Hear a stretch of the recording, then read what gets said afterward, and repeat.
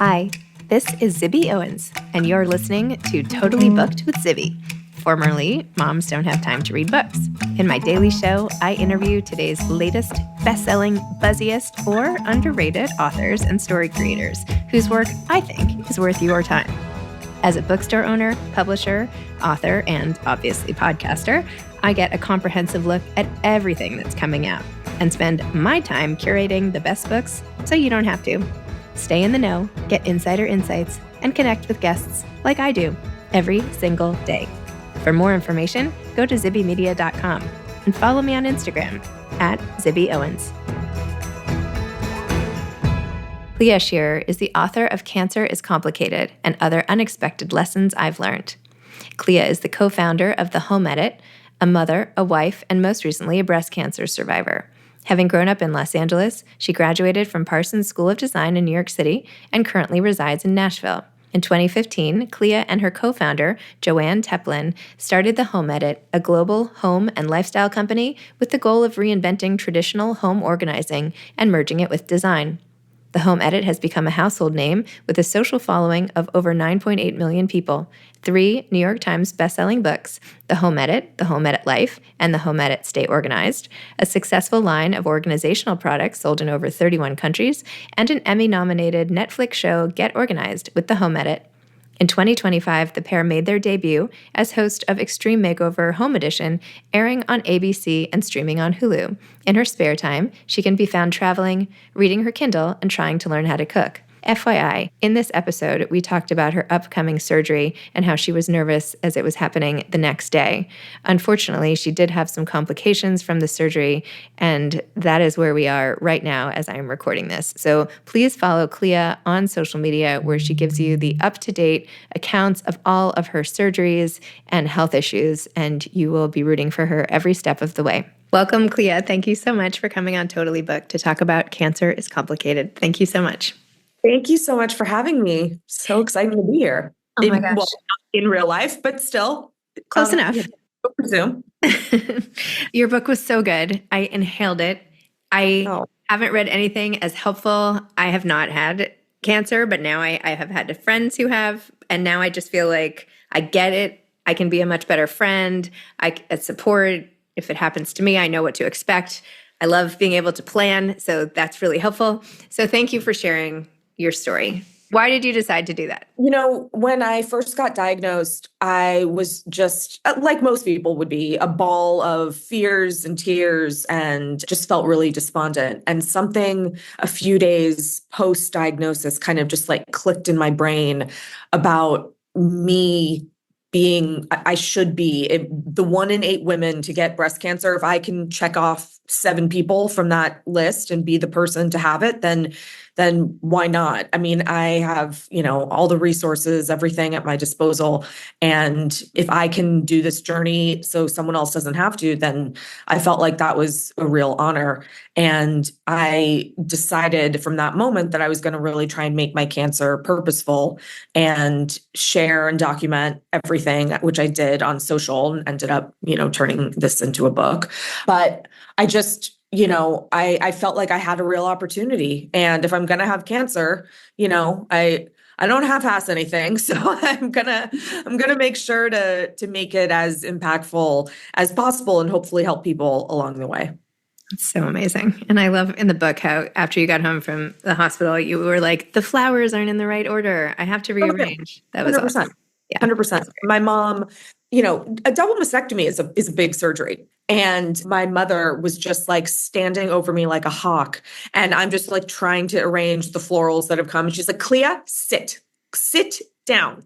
So it's hard for me to relax. I actually have a very big surgery tomorrow. I saw that on social. I saw you posting. Which I'm nervous about, and I never really get nervous about surgeries at this point, but I'm sure I'll be arranging things again tomorrow too. So, actually I'll be in the hospital for 24 hours, but when I'm home, you can count on the fact that I will be moving around and rearranging bits and pieces because I can't sit still, which is a terrible quality for a cancer patient. Terrible. Well, you've found your way around it. I feel like you've made the whole thing the whole thing put to good use.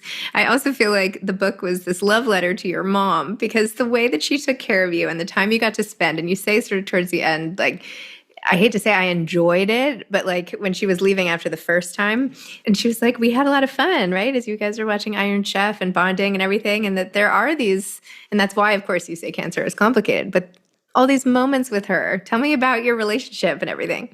Well, my mom flew in last night, so she'll be here with me for tomorrow's surgery. Ah, my mom and I have always been very, very close. And I'm only going to say very nice things about her because she can probably hear me from the other room. So I'm just kidding. But my mom and I have always been very, very close. I mean, I still call her mommy, like she's my mommy until forever.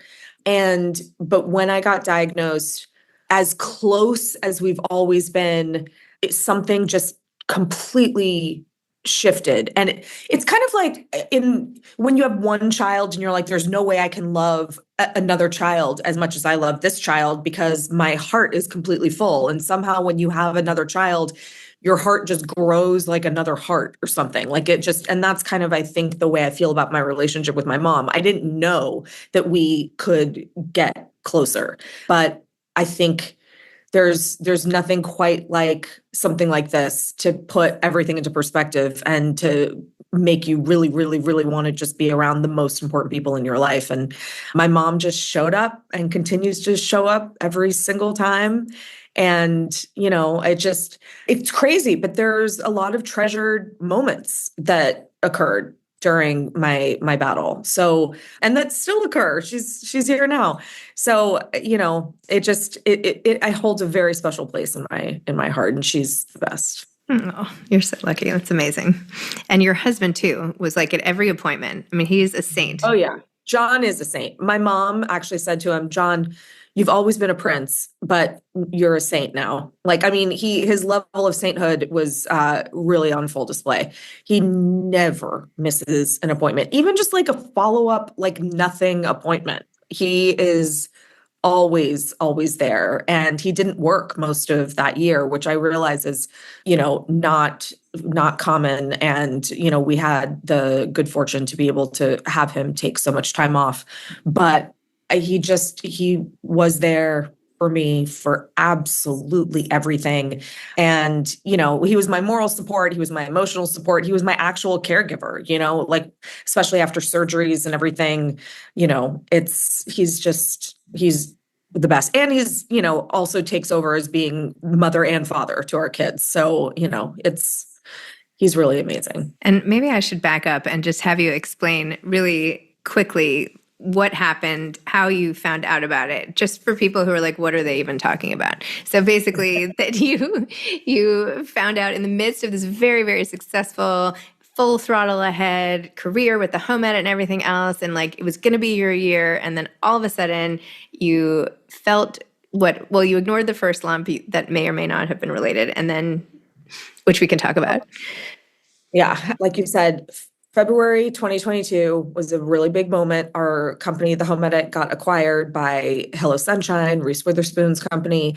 I had just turned 40, on top of life. Everything was amazing. And days after the acquisition, I mean, like, we got acquired February 18th, and I was in the shower February 22nd and felt what I absolutely knew was a lump. Like, I think that when I had felt maybe something the summer prior, I think I know I just wrote it off as like breasts are lumpy, like they're not all perfect and smooth. But that day in the shower in February, I was like, oh, there is nothing else that this could be. I mean, why wouldn't it be the lump? Not just a lump, but like the lump that they tell you to look for. And I mean, I freaked out. I immediately called my OBGYN to try and get scheduled for a mammogram. And I write about this in the book because it really changed the course of things for me.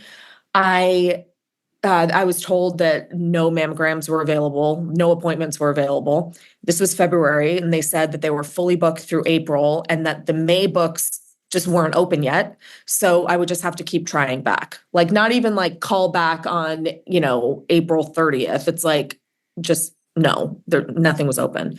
And I continued to press and I said, but I found a lump. Like I'm not asking for my well woman appointment, which I understand takes a long time, but when you go in for your annual physical is a really different thing than if you have like the flu. They get you in, like this, how is this possible?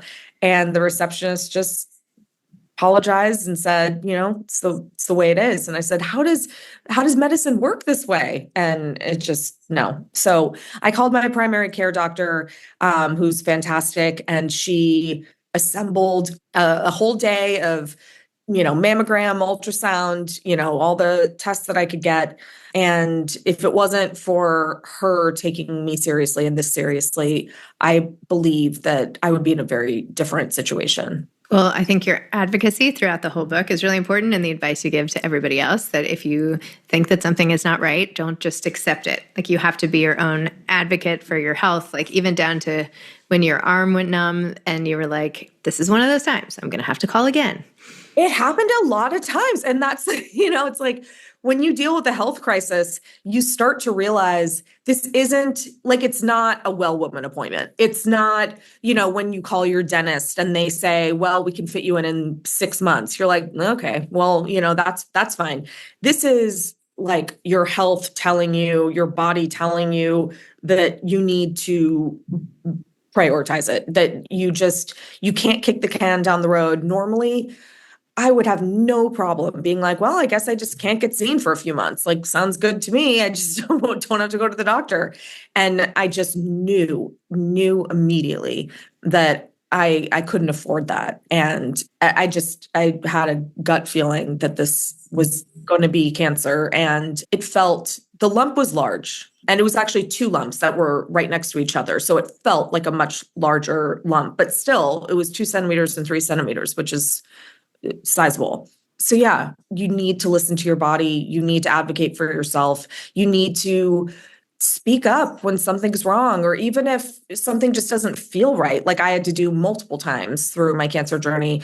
And I don't think that women particularly are taught to do that. I think that we're busy, we're working, we're raising families, the last thing that we deal with is ourselves. And I think that it's a lesson that I learned. And, one of the reasons why I wrote this book, I want people to learn from my mistakes and, all the kind of lessons I learned along the way so that, let me figure it out so that you guys are better equipped. No, that was great. Even telling people like how loud this thing is, what chair, how long you have to sit here for this, and even warning people like you do about which movies not to watch and how it can be such a trigger and why does Hollywood portray chemotherapy in always such dark rooms with like a sepia filter or whatever. I cannot watch a movie at this point. Like, it's like I am somehow drawn to a movie or TV show that inevitably, like 60% of the way through, someone has breast cancer. It's always someone died of cancer, someone has cancer, someone's getting chemo. It's just like these shows, I think, follow me. But I blame Hollywood because it sucks to always feel like all of these scenes are so dark and literally sometimes like with lighting and everything, and they're all so dark. They're all so tragic. And I just think that there's a lot of nuance with this disease, and not that it isn't terribly dark and tragic and at many points, but I think it just scares us into feeling like there's no way we could go through it. And, so I did want to make sure that the book showed the humanity of going through something like this. And it's not all terrible. Some days are really, really terrible, but there are also a lot of days that are really poignant and meaningful. I wouldn't say there were that many fun days, but, I tried to have fun. I went to Disneyland once and ended up in the ER. So, again, learn from my mistakes. Don't go to Disneyland in the middle of chemo. Not a good idea. Not advised.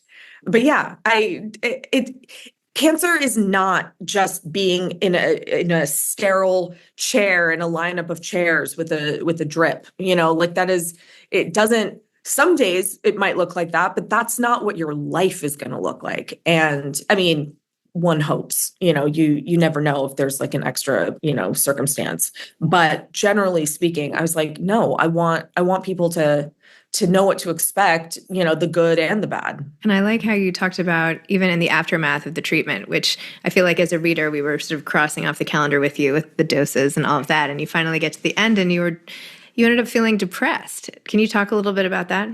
I relate, for me, again, all of this is only my tale. So this is not what everyone will experience by any means.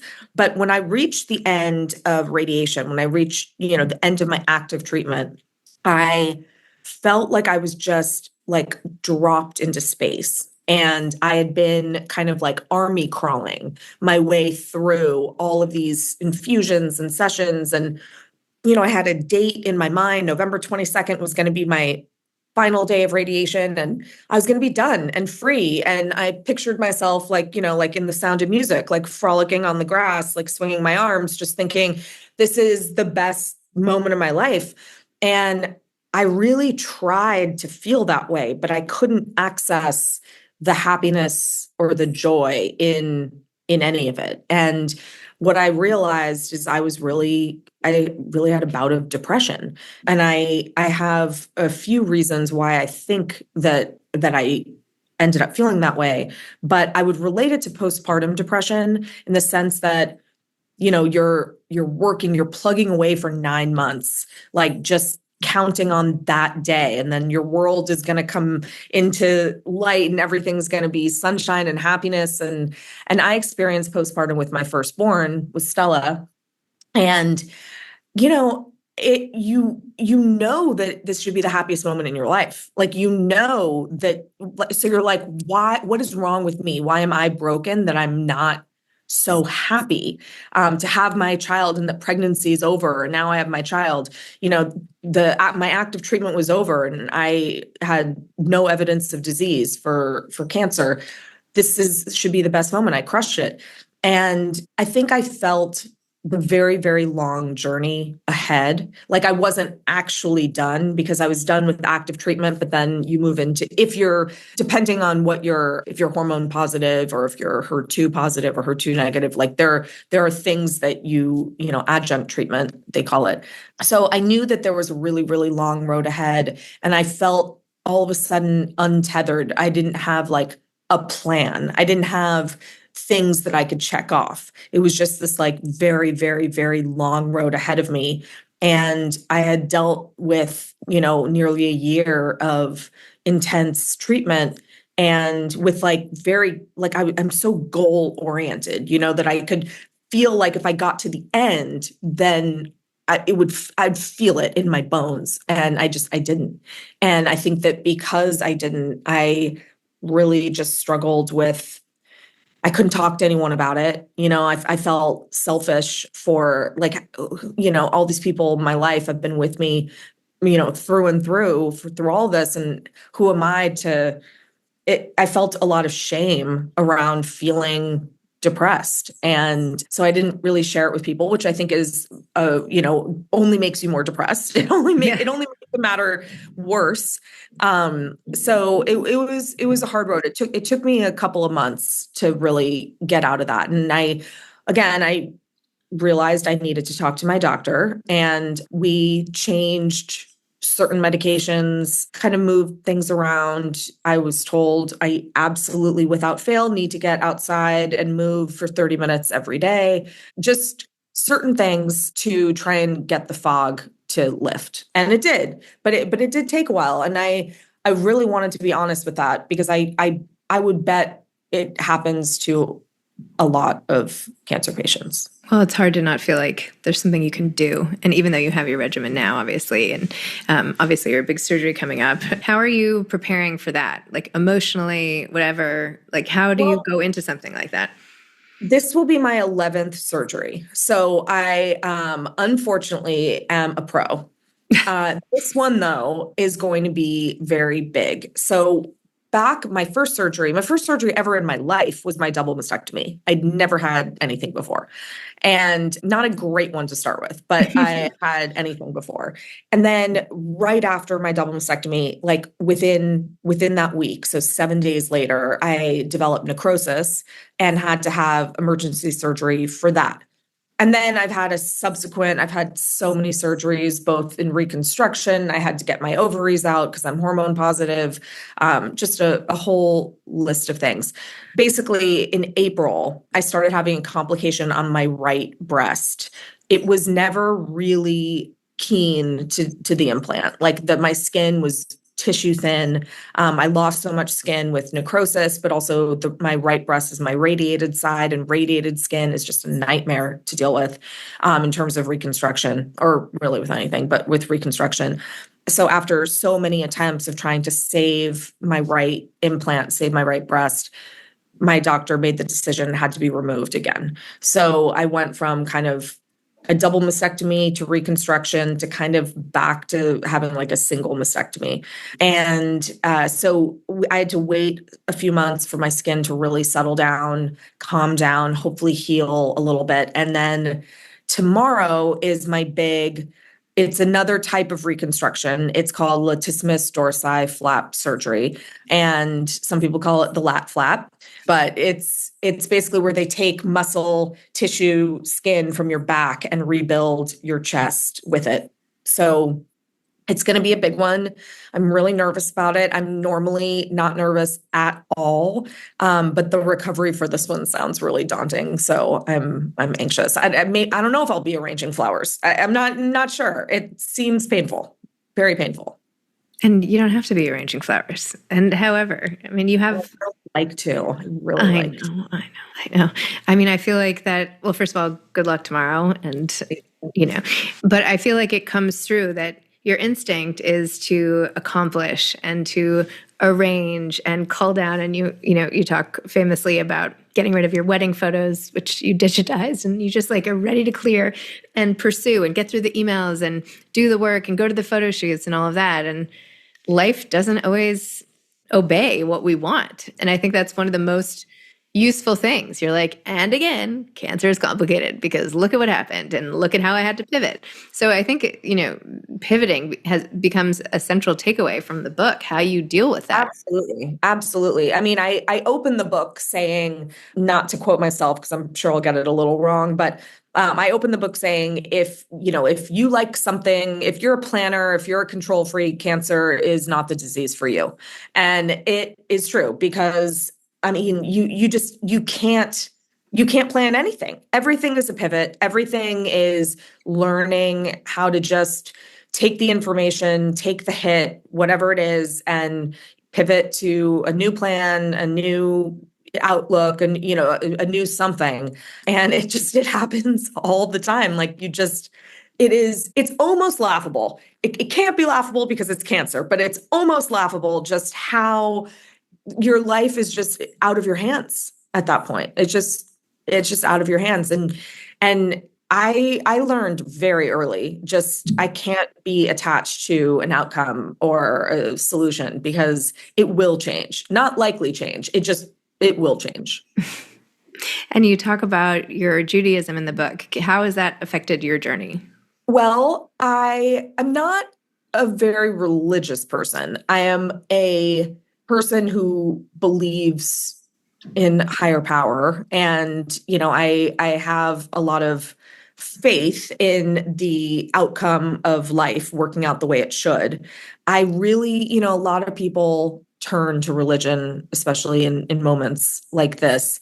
And I didn't really find myself going in that direction. I think I still was trying to be really logical about everything and try to control as much as I could control. I always say control the controllables.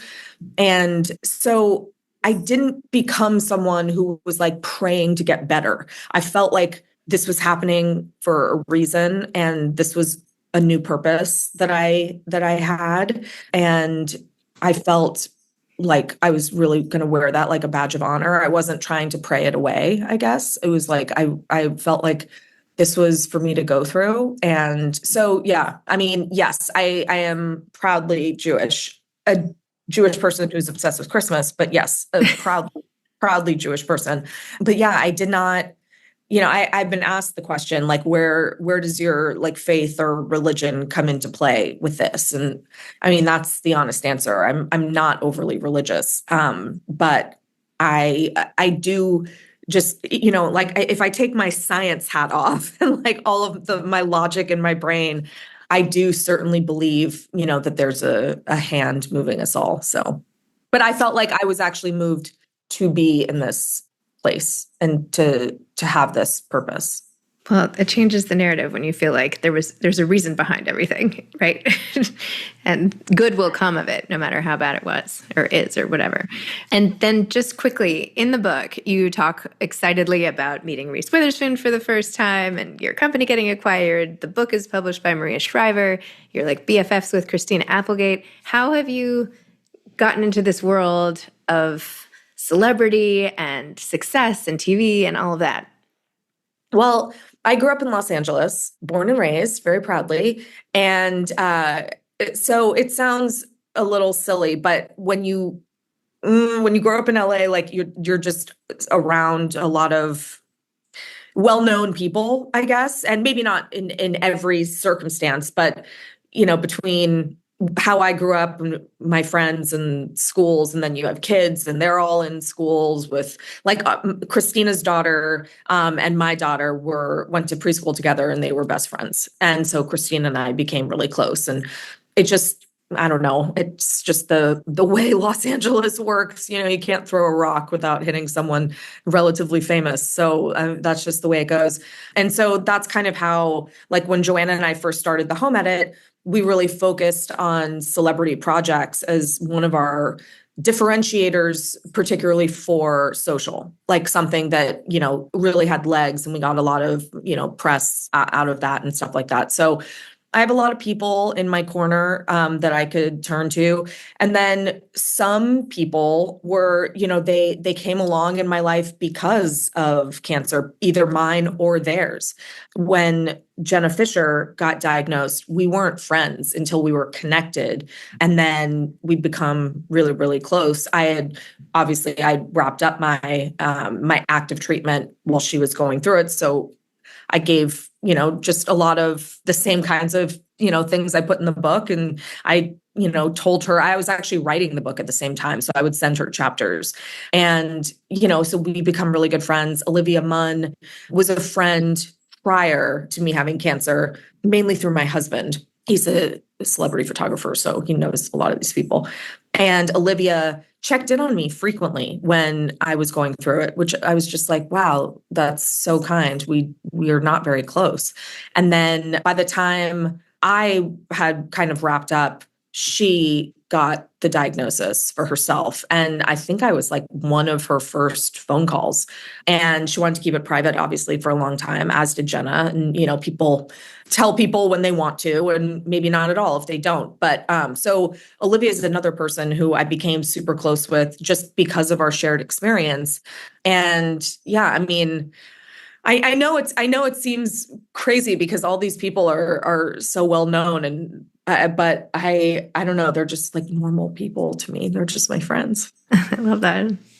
So if you could leave parting advice for people who want to tell their story, right? You told your story in a very on top of living it, you wrote it in a very fast-paced, gripping, helpful way.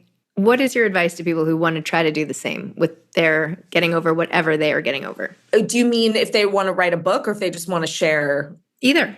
Okay. I mean, I would say the most important thing is just brutal honesty. I think that you have to be really real with yourself and real with everyone else in terms of what you're going through.